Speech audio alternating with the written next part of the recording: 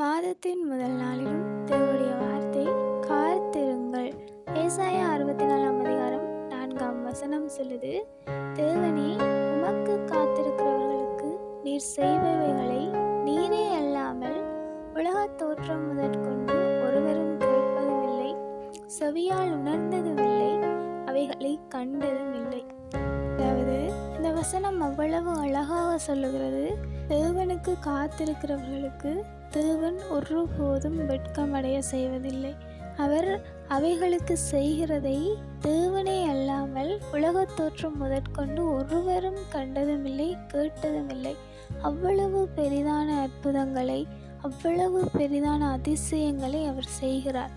தேவனுக்கு காத்திருக்கிறவர்களுக்கு மாத்திரம்தான் தேவன் இவ்வளவான ஒரு பெரிதான ஒரு அற்புதத்தை செய்கிறார்.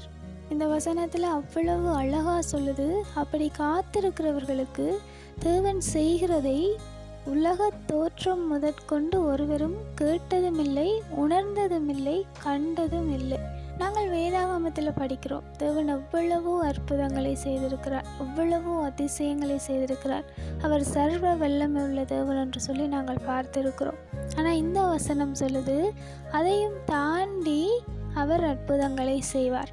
உலகத் தோற்றம் முதற்கொண்டு இம்மட்டும் காணாத ஒரு அற்புதங்களை கூட தேவன் அவருக்கு காத்திருக்கிறவர்களுக்கு அவர் செய்ய போதுமானவராக இருக்கிறார்.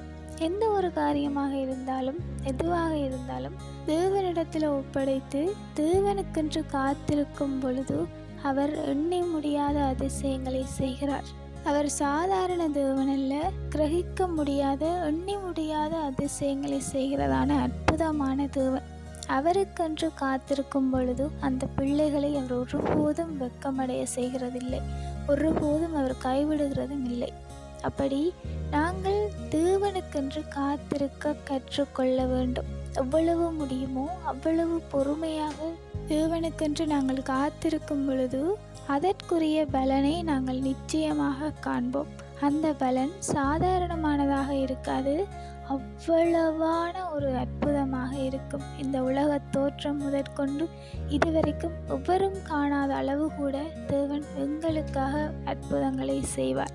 அவரிடத்தில் நாங்கள் காத்திருந்தால் மாத்திரம்தான் இப்படியான அற்புதங்களை பெற்றுக்கொள்ள முடியும். ஆகையால் காத்திருப்போம், தேவன் எங்களுக்காக வானத்தையும் திறப்பார். Have a hopeful day.